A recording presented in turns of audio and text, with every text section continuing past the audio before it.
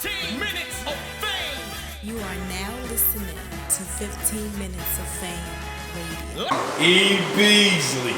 Got Unc in the laundry room out this piece. Pan around. Waiting on See what's going on. Waiting to see if Jim's gonna come to work. What's up, brother? What's happening, man? How you doing? Yeah, man, when'd you get back, man? I got back early this morning, late last night. Damn. Yeah, I'm fresh back, man. You know, just trying to get acclimated, get back in, do some laundry, hit the gym, run around, link up with you. You know what I mean? So now you go to the UK. We do Summer Madness 8 in the UK. You go to the UK. That was Saturday. Today is Monday. Yeah. So do you not like? Is it just one day you get to chill? Like you don't? Cause I went there early. Oh, you was there. I went there Wednesday. Okay. I flew in early just to make sure everything was right. I got the guys out there like Wednesday night, Thursday morning, so they would be there. They could get acclimated to the time.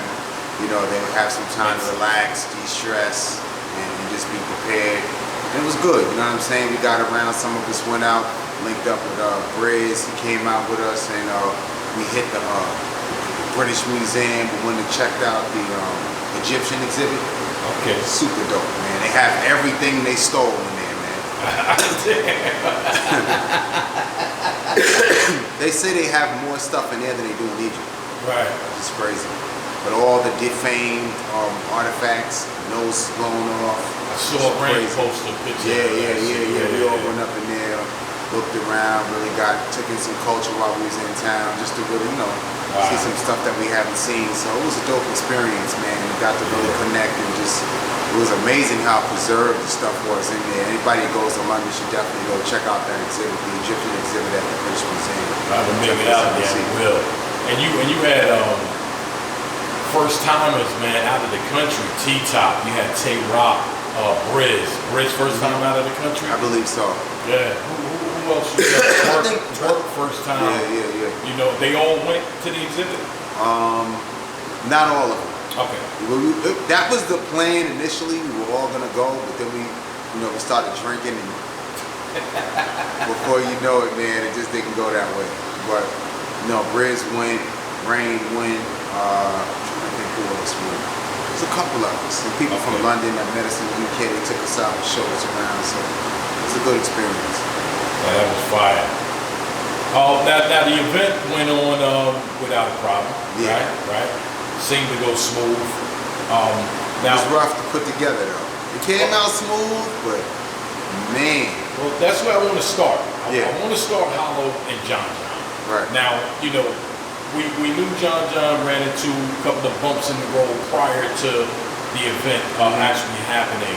And then, of course, the whole culture is like, how is this going to happen? Blah, blah, blah. Right. Nobody knew until, how many hours before the event? Well, see, this is the thing. We knew, like, whenever these obstacles happen, people have to trust and understand that we never just sit on our hands. We're always working towards a solution. So, because we don't necessarily jump out and this is what's going on and this is what we're trying to do, it doesn't mean that we're just sitting by, letting the days go by, and that we're actually not working. And people have to understand, if there's a way that we can keep something in play, we're going to do that. But we're not obligated to divulge every single move that we're doing, because a lot of times what people don't understand behind the scenes, we have a lot of detractors. You know what I mean? A lot of people who do stuff that is just beyond things that you would never ever believe. And I'm not referencing this to the bloggers that say things about us. That's all cool. That's part of the culture. I'm talking about there are people who seriously do things to really try to dismantle what we're doing. And I'll give you an example. When we actually, we'll fast forward, but when we actually got there, Chico and I went to the venue. And when we got to the venue, the venue owner was like, yo guys, I just got a call from the licensing board of London. They're saying that you are false advertising and shut down the event. That they're asking, should they shut down the event? And they showed us a letter. I'm going to try to get the letter to you by the time you hear this, and you can throw the letter up. And somebody actually took their time to call London and call the licensing board and try to have us officially shut down. Like through a they're talking about right, the John right, and the hollow battle. Right, through like without any confirmation of him appearing or not appearing, you know. And the club owner was like, you know, as long as you let the people know prior that if he's not going to be present, then it won't be any problem. But he said he had never gotten anything like that. So for somebody to be that desperate and bored to really try to go against us is amazing. But it's not the first time anything like that's happened. We just necessarily don't discuss it. But, you know, if I come out and I'm making moves and I say, okay, I'm going to try to do this thing, and I'm going to do this, guys, and then I'll let you know what happens, then there's these people out here who may try to head that off, who may try to call ahead and block us from something happening. So it's like I always say with the news, they looking for Osama bin Laden, and they like, we're over his camp right now. Right. Osama's watching TV too. Right, so he's leaving. Right, exactly. I got you. So, you know, when these things happen, you know, we can't jeopardize anybody trying to make the situation even harder. So we just continue to work. And I just want, you know, fans to not be misled by foolishness. You know what I mean? Oftentimes there's people who can formulate an opinion, and I can't own anyone's opinion of what they believe will happen. Right. But I also expect people by now to at least know, like, we're not trying to steal anybody's money. You know what I mean? These things have happened before. When you do as many events as we put on a year, there's going to be bumps in the road. You know, when the surf situation happened and he couldn't battle, we let the people know, and we put a replacement battle. When Chef Trez ran into obstacles, and we knew for certain that we couldn't get him out of jail in time to do the battle, we let people know way in advance. There's never a time where we're false advertising and taking it all the way to the day of the show, or we know that we don't do that. We've been around almost 10 years. You know, we're not gonna be trying to penny pinch and do things to take people's money and all of this crazy stuff that people are coming up with, that they're making these accusations against us. We would never do that. I'm a businessman, I own a business. I don't wanna take somebody's money with the intent that I might have to give it back. Exactly, I don't wanna do that. No. It's like, no, we're not here for a money grab. You know what I'm saying? In the last 2 years, we have put on a tremendous amount of events. I can't even keep up.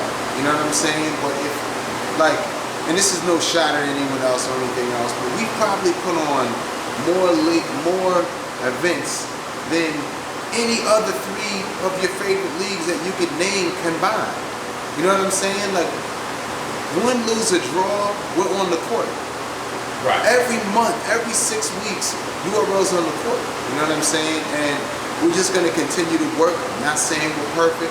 There's a lot of things that we can improve on, and we're always looking to improve and to be better. But we're always going to keep showing up. You know what I'm saying? And there's going to be times like, you know, if you do 3 or 4 events a year and nothing happens, that's great. You know what I'm saying? But if you're doing 15 events a year, there's a higher probability of someone getting injured, someone being sick, an unfortunate situation preventing them from attending the battle. People get arrested. People out on the street, people are doing things, and you can't always account for that. And it's just like, we don't want that to happen. You know what I'm saying? That's of no benefit to us. So, you know, people have to know and understand that we always want the guys to show up. We always want them to do their best, and we always want to deliver every single battle that we promise that we're going to deliver. Now, how much of the situation with John, because I saw Hollow put out, you know, like praising y'all, like, you know, salute to y'all because y'all went through a lot to make that battle happen. It ain't like y'all just said, oh, it's a minor issue, boom, we took care of it. Like, how much can you tell us about that? There's certain things that, you know, that happen that I don't want to, you know, tell everything, because some things, you know what I'm saying? But just know and understand that we put a lot into that, man. And where a lot of people might have thrown their hands up and quit, we didn't. Where a lot of people may have not wanted to take the financial, you know, risks that we took to make that happen, you know, we didn't, and I know people were saying, oh, you have a trailer out, but he wasn't, you know, he didn't arrive yet, or how did you know he was going to still make it? That's still false advertising. Listen, we don't put anything out until we know. Right. You know what I'm saying? So when you saw that trailer was shot already, and it was loaded up into YouTube. And what we did was, as soon as he touched down, and he passed through customs, he was on London soil, on the other side of the border, and in the Uber on his way to the hotel, we turned on the video, the trailer. So but y'all had this all mapped out before he even got there. Way before he even got there. All right. You know, we're always thinking ahead. We're always coming up with solutions. Perfect example, Jjdd and Rum Nitty. They were supposed to be in London as well. There were some unfortunate situations that prevented them from being able to retain. So, you know, we said, all right, bet, you know what, we'll get that done a week or so earlier. Bring Rum Nitty out to Cali, because that's like a neighboring city. It's not far from where he lives.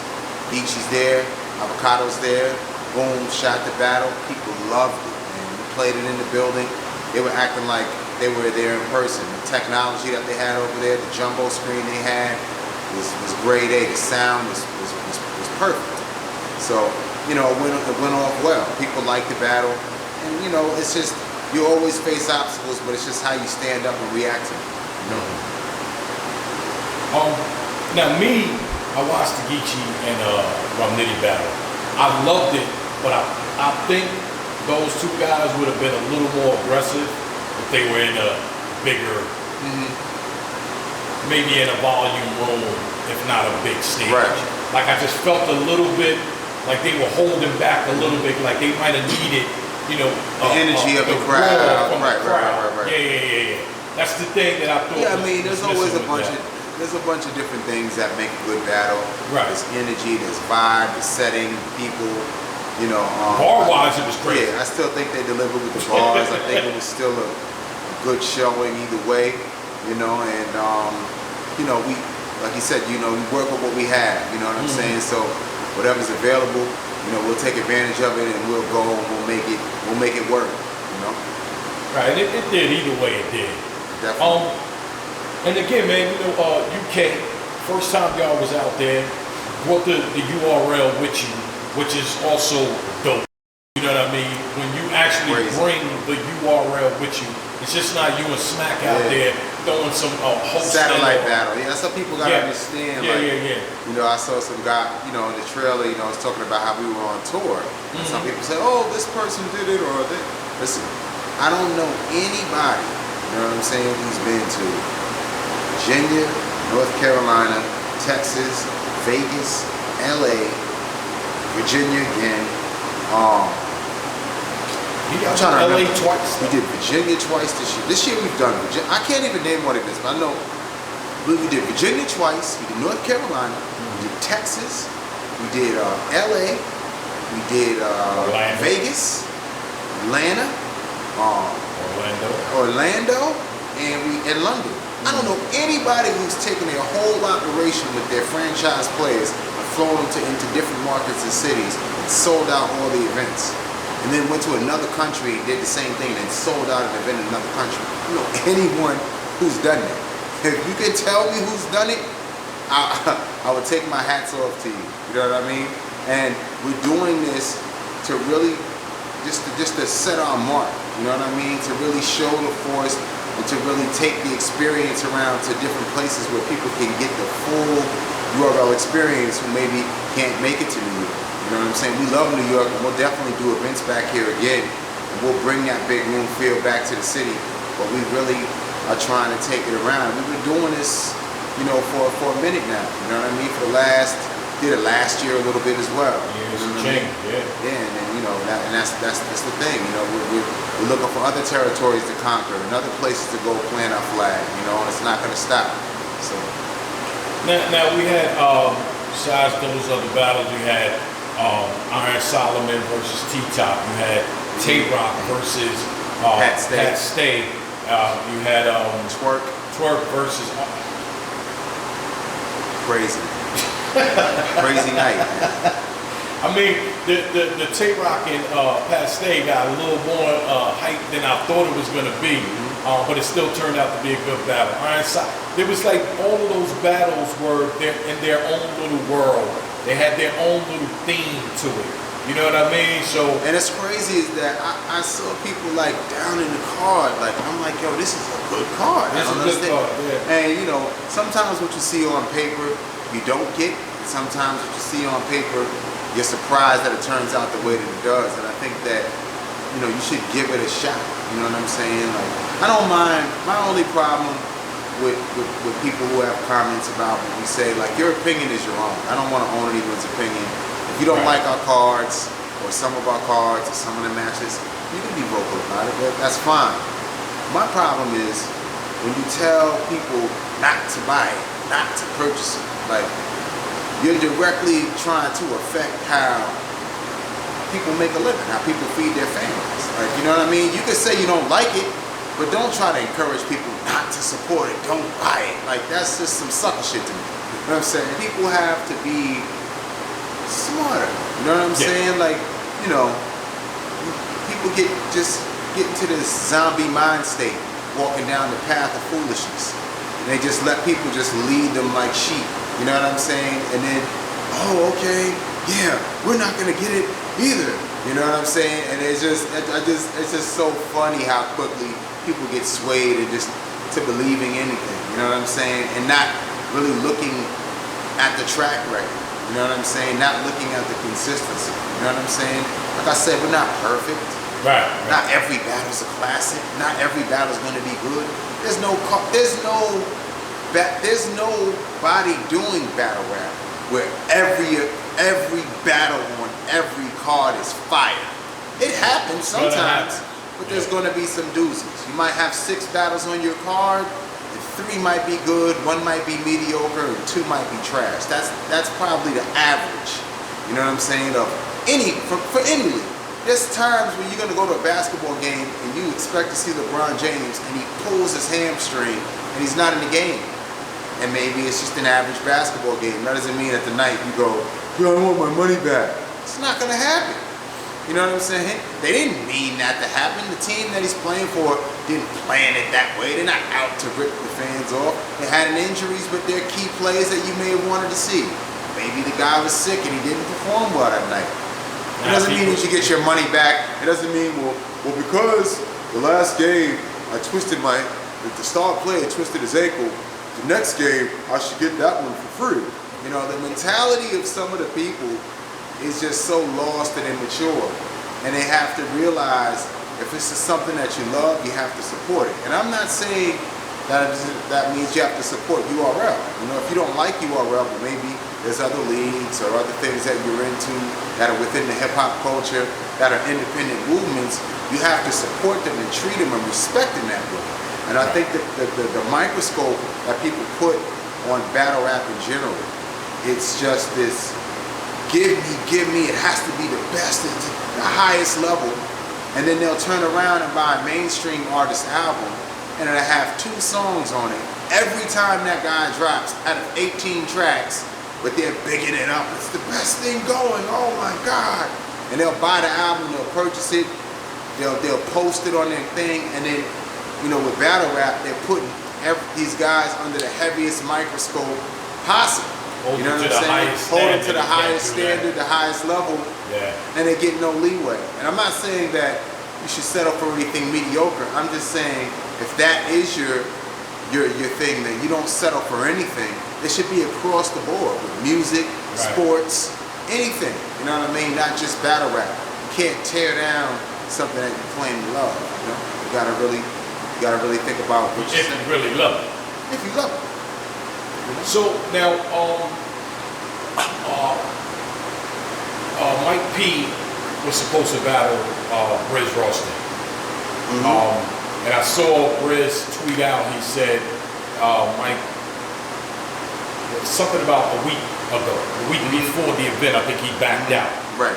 Can we get any information of why that didn't happen? And was that going to be a surprise? I mean, it was going to be announced, but once again, you know what I'm saying? There were a few issues in regards to that battle with timing.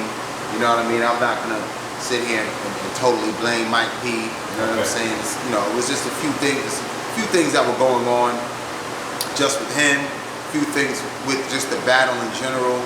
And as I said, like, I'm never gonna jump the gun and just announce something that I'm not gonna deliver.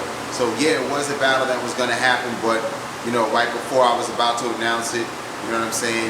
He you know, for his personal reasons, he wasn't able to do it, and I would rather him not do it than to show up with a bad performance. So you know what I'm saying? We'll get that battle done, you know, as we usually do with anything that we do or we promote or advertise or anything that's in the works.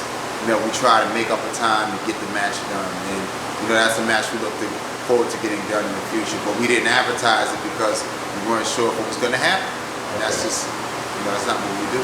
But we knew with the John situation, we were working diligently to make that work. You know what I'm saying? We really worked hard behind the scenes and put in a valiant effort, and we were lucky. You know what I'm saying? But it could have gone the other way. And if it would have gone the other way, you know, nobody would have cared what the effort was. It just would have been like, F you, you guys tried to rob us, and that's that. You know what I mean? But well, luckily it all went through. Yeah, luckily it happened. So, and if I could ask, what made that battle so important that y'all would go above and beyond to make the battle happen? I know these are two of the. I think one was that, you know, it was a long time coming. It was a grudge match, one of the biggest grudge matches in the culture, as to one. Number two was something that the fans cared about, you know, and when, you know, when people care about something, hitting you and running. And then three, we advertised it. You know, we made a big deal about it. We put our full promotional resources behind making the battle big, and then to not have it happen is kind of a black eye on us, you know what I mean? And then, like, you know, because we didn't have the greatest experience with SM7, you know, people really held on to it. There was a problem with SM7? Well, people didn't like it. People didn't like that card, you know what I'm saying? I thought there was a few battles on there that were cool. I thought the card, there was some good yeah, there was a lot of battles that sucked. We can admit that. Yeah. Not perfect. It's gonna happen. There was some battles that sucked on there, but people held on to it so hard, like, so much that when we did the strike card, people just acted like, you know, and those were decent battles too. I thought they were great. I thought there were some good battles. I'm not saying they were all classics, but there was some great battles with some good replay value on them. And like I say, I get my money's worth yeah, every time I don't, even though you know. I don't pay. And even after that, people say, no, I don't know. Well, I'm gonna wait to see if this is good, because if that one wasn't good, you know, and, you know, people really held on to it. So I just wanted to make sure, and it's just like people were ignoring the other matches, and then it ends up that there's some other matches that people are saying rival the main event. The matches that people counted out that they didn't say they wanted to see, like Twerk and Awesome. People said they didn't want to see that match. Been the main event. That was my favorite battle of the night. People say they didn't want to see the match, or didn't want it to happen, and blah, blah, blah, blah, and all these different things, and then it ended up actually being one of the more popular matches of the evening. That's a fact. You know what I'm saying? That's so, you know, you just never know what is gonna end up being good and what's end up being bad. So again, I'm gonna always go back to Tay-Rock versus Goods. That's gonna always be my example, is that when I saw that on paper, I was like, I like both of these guys, but them battling each other, I really didn't see it. Right. God damn, man, that's still one of those battles, man.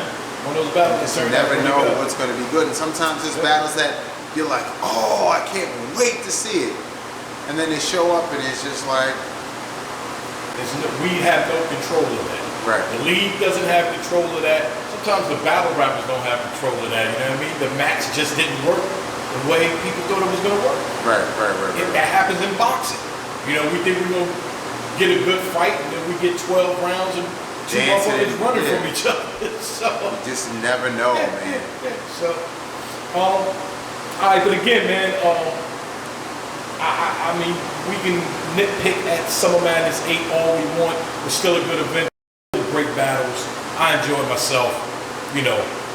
The impact that I have to say, man, like, I've never seen a crowd react like that to us. They were pumped. I would say that that kind of rivaled the Houston crowd. Like they was right there. Like they knew the guys' slogans. They knew who everybody was. That was fire. Man, we were walking down the street. I'm with Brizz Rothstein. Dude comes up to him. Hey, yo, Brizz Rothstein, Dark Side. I'm just like bugging, man. It was all types of people that showed up. People from all over the UK came through to support. They were online. They were hyped. The energy was up for the entire match, and they're dying for us to come back. They loved it. You know what I'm saying? We had a great experience there. All the MCs loved it. Well, hopefully by the time y'all go back, I'll be able to go back, because so fucking mad I wasn't there, man. Yeah, that was so mad, but that was one for the books, man. Yeah. That ranks up there probably one of the best summer madnesses that we've had, over the years. Man. It was really good. Minutes of fame. You are now listening to 15 Minutes of Fame Radio. Let's go. 15 minutes of fame radio. Now stepping into 15 minutes of fame radio. Yeah.